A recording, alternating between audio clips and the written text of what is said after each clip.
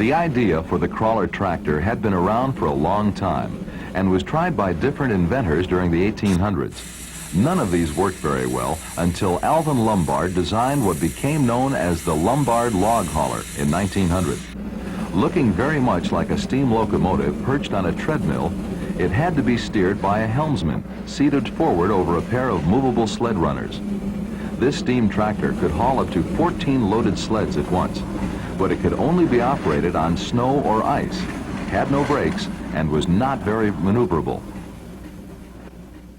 Two Californians, Benjamin Holt and Daniel Best, had been experimenting with gasoline power, and in 1906, Holt came out with the first gas crawler. Designed to operate on the spongy farmland of the California Delta, it soon proved its worth in the woods as well. In 1908, the two competitors merged, and the Caterpillar Tractor Company was formed. Films shot in the 1920s demonstrate the Caterpillar's invincibility in all types of terrain and weather conditions.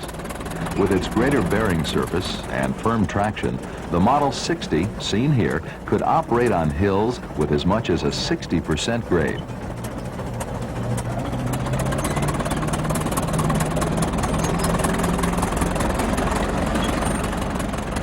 The 60 could also trundle through deep mud and water. If the going got too tough, it could momentarily drop its load and then winch in the logs after reaching firmer footing. The cleated tracks also gripped on slippery snow and ice, allowing the agile Cat to operate the year round.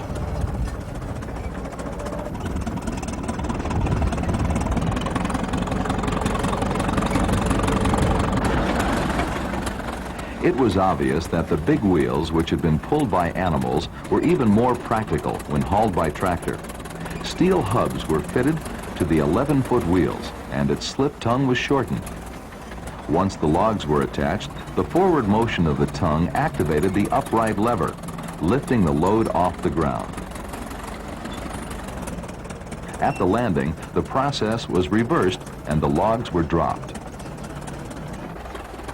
The next step was to substitute a hydraulic mechanism for the lever action. Wooden wheels were replaced by steel, and an arched frame took the place of the straight axle. Now called an arch, the device could lift as big a load as it could straddle. A winch added to the crawler tractor made possible the fair lead arch.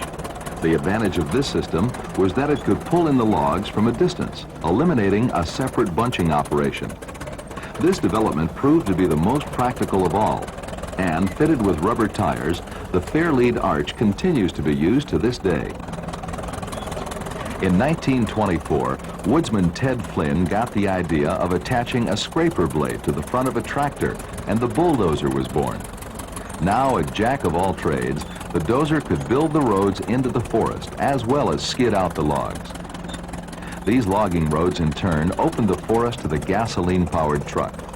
Trucks with solid rubber tires had been used for long-distance hauling since 1913, and within a decade, improved pneumatic tires gave it the traction necessary for work in the woods. The steam railroad was a romantic part of our national history. The magnificent sights and sounds of the logging trains have always stirred deep feelings of awe and admiration. There was no question that steam power was far superior to animal strength, but the diesel engine effectively superseded them both. The steam locomotive, for all